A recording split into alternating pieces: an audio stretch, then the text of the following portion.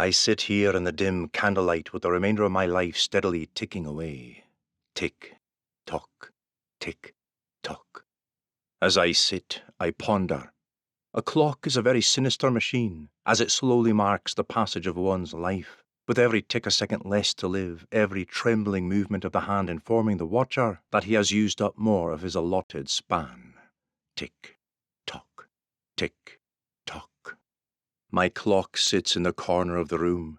Tall as a man, it has the maker's name, Thomas Reid of Edinburgh, scrolled behind the hands, as if in mockery of the buyer, laughing at me for having purchased the object that counts down what remains of my life. I watch it through narrowed eyes, aware of the exact second it will stop, aware of the implications and now aware of the reasons. Tick, tock, tick, tock. Shadows flit outside this room, moving around in this cursed house, silent as the ghosts of the long dead and the recently departed. I know the shadows are gathering for me.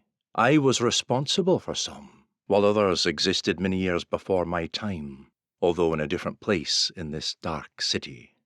I must wait, aching my life away, knowing how long I have. Tick, tock, tick, tock. There it is again, that sonorous whir of machinery, that inexorable mechanical hum that does not care about the frail man who sits in the room, fearful of every sound, jumping at every soft scuff of feet in the street outside, every voice raised in drunken debauchery. I am numb to every sensation except fear, and cannot welcome death as a relief, for I know what must come next. Tick, tock, tick, tock. The candle is burning low now, pooling a gradually decreasing circle of yellow light across the table.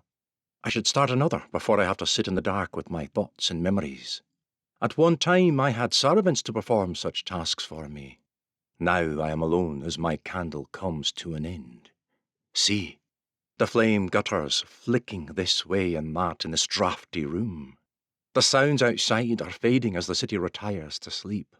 Only the night prowlers are out, those half-human denizens of the dark closes, these predatory creatures who thrive on the weaknesses of their fellow beings, who prey on the vacillating, the foolish, and the uncontrolled.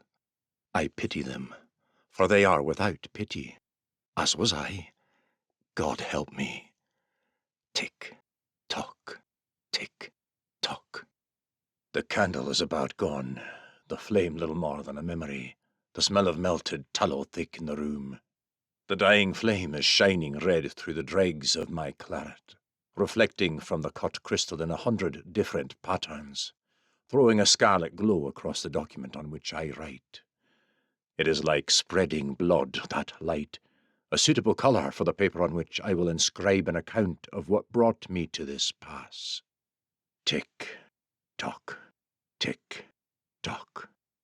I need more light. I cannot see to guide my pen, my old-fashioned, inexpensive goose-wing quill across the page.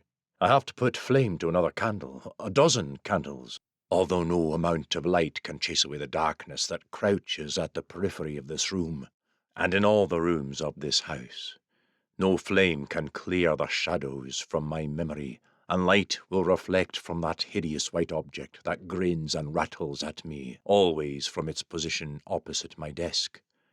I have brought myself to this state, and only I can atone for my actions. Tick, tock, tick. I must have light.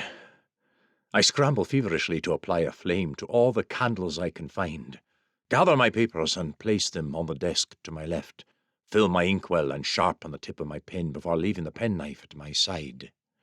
To some, a penknife may be a potential weapon, but no weapon can defend me now.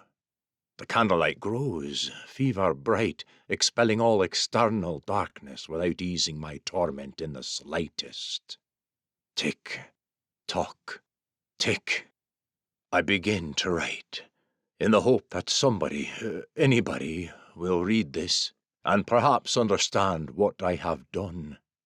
Maybe somebody will forgive me. Perhaps. Tick, tock. Oh, dear God in heaven, help me.